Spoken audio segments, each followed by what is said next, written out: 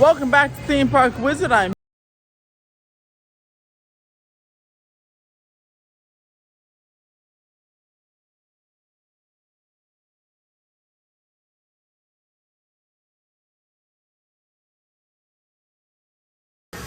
Here's the update on the Starbucks. See, the facade work is really ramping up now. There's that yellow siding on the whole structure. So I'm here to see what this new sidewalk or facade will look like, or if it will just be a refresh of the existing facade. There's even someone working on it right now here on a Saturday. There's the patio location for what will be Starbucks. So you have the heat lamps there, which will be helpful in the winter time. But yeah, I'm excited to see what this will be revealed as, and maybe it'll be open, or at least maybe this part will be down by Halloween Horror Nights in September. Still got a month or a few weeks left for that, so I think they can do it. All right, inside the park on this busy Saturday morning, a beautiful Saturday morning though. It's been quite hot over the past a few weeks ago in California, but now the past couple weeks it's been quite nice outside, like 80 degrees, 85 degrees, even some rain earlier this week, so it's been pretty decent, and it looks like it's gonna be pretty decent for the next couple of weeks as well. So maybe, fingers crossed, the heat, the hot stuff is done for the season. That'd be awesome. Halloween Horror Nights is getting some more themed bars. So this area will be a Chucky themed food location and bar, and the La Mole area, which is right there, we themed to the Purge, and also there'll be some sort of character experience, not really a meet and greet, but a character experience with, I think, David S. Pumpkins and La Llorona, maybe. He said La Llorona will be moving around maybe in the Dia de los Muertos area, but the Bride of Frankenstein will also be in this location as well. They'll be swapping out between the Bride and the David S. Pumpkins character. So yeah, come to this area for a Purge-themed bar and some meet and greets or character experiences. And Chucky will be right over here. Here are your wait times. Mario Kart stops 135 minutes, not too bad actually, without an attraction. 60 minutes for Jurassic World, 11 a.m. It's quite early for it to be 60 minutes, 90 minutes for Transformers. Harry Potter for Journey, 65. I remember before Mario, this Harry Potter used to be the one, but 2 to 4 hour waits each day in the summertime. When I was working here in 2018, this was a 2 hour wait every day at noon, then 4 hours later on in the evening. Obviously, it's calmed down since Mario has opened. More facade details have been unveiled for the rumored quick service location, or cafe location with candy store candy attached, coming to this spot. I love the nice details on the roof there. Looks like it's just getting a touch up from what was there before, which was nice. And yeah, it's I wonder if they'll refresh these New York facades afterwards, because this will look brand spanking new. This one will look kind of just old and dated. I wonder if they'll do some refurbs on this maybe after Halloween Horror Nights, because this is usually where the fire towers go up, so I don't think they want construction walls protruding that. But yeah, this location, especially with the facades or this white siding coming down, this maybe could be open. Hopefully it could be open by Horror Nights, which again is just under 3 weeks away. And speaking of Horror Nights, no scare zones have been, the fire tower is not up yet, and this scare zone has not been established yet. And maybe they're waiting for this to finish up before they start with that, which could signify this is opening very soon. At least the construction walls could be coming down very soon. No scare zone formation here, but lots of lighting. Horror Nights lighting has been installed on top of Starbucks coffee and in other locations on the roofs of the resort. Fast and Furious will be moving out for Dia de los Muertos in a couple of weeks as they set up this bar area. The bar will be over there, and there'll be photo ops. And this is probably, John Murdy teased that we'll see La Llorona in the event somewhere, and I feel like she'll be walking around here, as there usually some characters, some skeletons, some Dia de los Muertos skeletons walking around here. I feel like La Llorona will be popping over here. Again, just my theory though, not any rumors or anything. But John Murray did say, or tease, that we can see her at this year's event. So keep your eye out for Bride of Frankenstein over and the La Mole Court, and maybe La Llorona in this area, because this is the whole Hispanic/Mexican area. Once again, looking at the Monstros Maze, this is done, at least from the outside, but it just looks too gorgeous not to talk about. There's even a sign now saying they're addressing the park for Halloween Horror Nights, and conveniently get your tickets at that access code, and get them fast.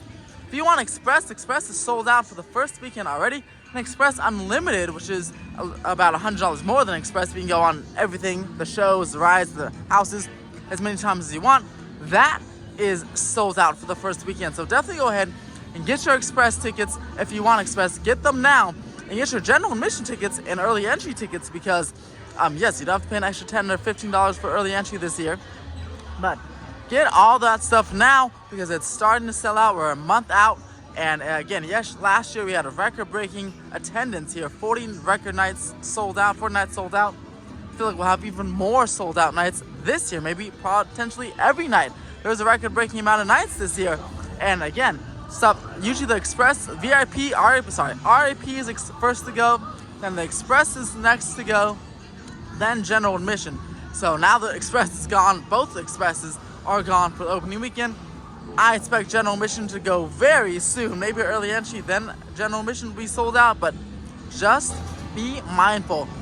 And I got a better look at this owl, by the way, and I'm convinced they just plopped this over from Harry Potter for a second, took one of the owls maybe from the owl post, or maybe one of those, I think it looks better than one of those toy ones they sell, but they probably took one of the animatronics from the owl post really quick and plopped it over here just for the facade. And I bet, in fact, in November, I'm gonna look, I bet I can see this guy in November back in Hogsmeade, so I'm gonna go check that out for sure. I'll try to remember. Remind me in the comments, guys, in November to look for this man, this little guy in Hogwarts over there, or Hogsmeade, sorry.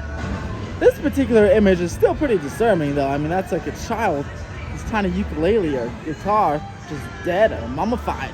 Ooh, wow. Yeah, this event is not for small children or not for people who don't like disturbing things like that. And it might be hard to see through camera, but through the little flaps there, you can kind of see some vines that we walked to in the first scene over here. So I'm very excited for this house. Again, the Monsters house and the La Llorona and the Monsters have been strategically very good over the past few years. So they do really, and with this facade, it's really impressive. There's another speaker trying to hide behind the plant over there. But very excited for just the thematic details of the house. There's our Harry Potter owl close up. But yeah, I'm very excited for this house. It's one of my most anticipated because it's a beautiful facade. One Scarezone that is set up here is the one outside of Montrose. That looks fantastic. Still got some paintings that pop up in there. But yeah, we got some.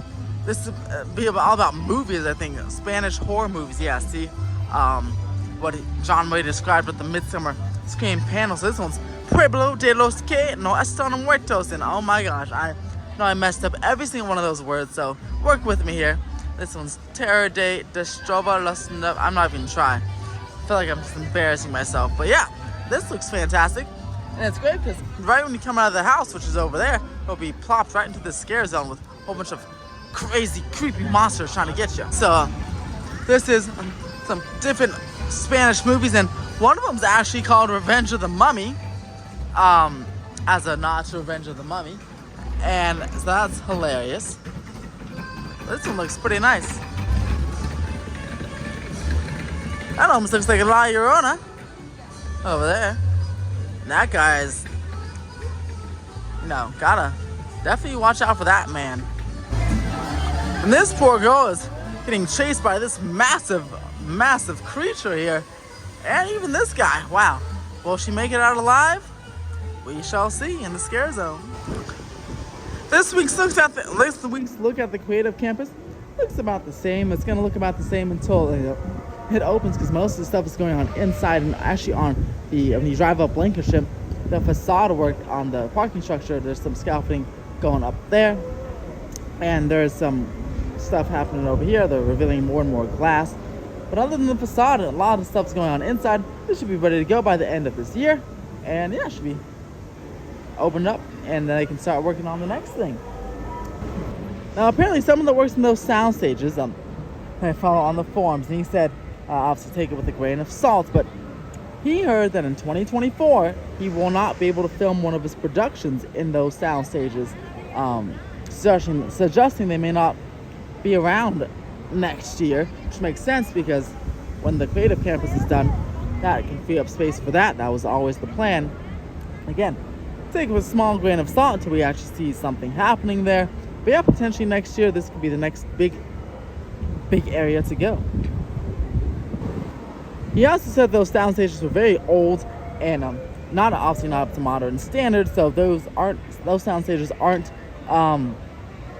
good for use anyway. They don't get much usage anyway because they're very old, and there's some newer sound stages with better technology right down the road, just to the right of those. So we'll be watching this area next year for sure. Maybe when Grinchmas is over and you get to January, February, we'll see what's happening over there. The biggest change here is the lack of trees. You can see the straight shot over to the first Starway Bridge over there, and even the Super Nintendo World's virtual line sign over there. But yeah, look at all these trees that have just been chopped over the past few days, and these guys are next. It's easier to start over here because there's minimal impact to the studio tour and guest disruption. You don't want one of those trees, when they're getting chopped, tumbling over onto the tram over there as it goes by, because studio tour runs right there. So I guess they're gonna do the big tall ones either early in the morning before the park opens or at nighttime. Now, as we get into school starts for LAUSD on Monday, and immediately the park, on Tuesday actually, well, school starts on Monday, but on Tuesday, that's when the park starts to close at 8 p.m. instead of 10 p.m. So these guys will have more hours to work at nighttime, and then eventually the park will open at 9 or 10 in the morning as we get into the off season, right? So then these guys will have more time to work in general before the off hours, before guests come, the trams are running. So there'll be plenty of time to cut these trees. I wouldn't be surprised this week after 8 p.m. on one of those earlier closing days if they start to chop down these trees, or even tonight or something after 10 p.m. But right now all these trees are cut, and they just got to get rid of these stubs, and they're also going to do some terraforming. So let me explain. Okay, so they got to make sure this is ready for foundation. So after they cut the trees, they have to kind of cut into the hill a little bit, make it a flat surface, so these supports are semi-flat surface, so these supports can go, because again, according to the site plan, it'll be running 2 tracks. One track come this way, then another track coming that way. So a flat surface really helps instead of cutting into these mountains, because there's not going to be a whole bunch of tunnels. So I suspect we'll be starting to dig into this hill shortly after they cut down all these trees and these shrubbery, because they'll need to make this ready for coaster prep. The other foundation here, or demolition here, are right over here. They're shrinking this pile of dirt that was massive before, still up some piles of rubble, and again, they really got to work on this basement work. This will take a little longer than the buildings did, because they don't want to mess up the utilities. Some of these utilities are active, like these pipes that run along the walls kind of go through here, and they help supply power and sewage and all that good stuff to Springfield. So we don't want to disrupt operations to Springfield, so they have to kind of cut around the pipes. That's why this basement level, to get rid of the actual foundation of the building, will take not quite a bit, but just a little longer than the actual structures themselves did. Here's a close look. In fact, here's the construction wall from the other side over there. And yeah, a lot of conduit right there. You can see along the side over there, and there are three backhoes chugging away at this hill right here. There's even little pieces of pipe you can see. Look at that, those tiny pieces of pipe, and then they have to turn off these utilities, the ones that they want to demolish, then rip them apart, while also not disrupting the Simpsons infrastructure and probably infrastructure, the escalators as well. So it's quite a process. I mean, this stuff is not easy. I mean, and there's a lot. I mean, even just if they were to demolish everything, I mean, look at all that rubble. There's just a lot to do. But Universal was really being very aggressive in doing this really quickly. An example of one of the pipes they have to potentially take off or relocate for the Simpsons there. But yeah, look at that. But I mean, the main structure is gone. Even a lot of they had a big piles of rubble, and yeah, there's one over there and one over there. But there's a massive pile of rubble last time I was here. That's just about all gone. So props to Universal. Again, I feel like we could, some people ask me when we can see support structures and stuff. I feel like we'll see foundations for supports maybe in October, November. Again, that's just my guess, my theory, but especially in this particular area, because all they have to do is, again, cut the trees and kind of cut into the hill a little bit. I feel like we can at least see foundations for supports. And I mean, not the supports themselves, but foundations for supports in this particular area. October, November, there's very little disruption here compared to what they have to do over there. So yeah, we'll be watching this whole area though. They're cutting down the trees really fast, and when these row of trees goes, then yeah, we will be in for a good time. It's hard to kind of see, but down there's still some more like metal. They've been storing over there for a few weeks. I don't want to put my phone over there because, again, I don't want to drop it, but there are also some tree branches here. Let me try to show you. Right there you can see is a tree they just chopped over, and they're chopping little pieces. I don't know if they can probably maybe sell the wood or something. I don't know. Hopefully this tree doesn't go completely to waste. Hopefully it has a future somewhere in a lumber yard or something. I don't know. Maybe they'll use these trees to make lumber. Oh, come on, camera, focus. Maybe they'll use these trees to make lumber for next year's Halloween Horror Nights mazes. Haha. Last shot was a little out of focus, so here's a better shot of that one large tree all chopped up. That. But yeah, I mean, they seem to be doing it with kind of precision. So maybe this tree will have a future use in a lumber yard or in a Halloween Horror Nights house, because you know green is universal, right? So why not reuse, reduce, recycle? Here's an update on these trees. Still all white tagged, but no actual cutting yet. The construction gate's open. I'm not sure if someone just walked through there or if someone just forgot to close it. But yeah, we're watching this area over the next few weeks. Here's another shot of the tree clearing. You can see the overlook way up top over there. That's where you're just waiting. Again, a straight shot over there. And yeah, look at just no trees anymore. And again, there's a lot more sun when you're over here as well. So be mindful of that on hot days, because there's no really protection there. These trees again are white tagged, and these are the ones I was talking about that will probably be demolished overnight, because again, look how close it is to the studio tour. Because yeah, I mean, just in case something were to go wrong, even if just falling leaves when being cut, it could just crush the tram over there and other vehicles. So probably this will happen overnight, and we'll just wake up one morning and all these guys will be gone. Example of how close to the tram it is.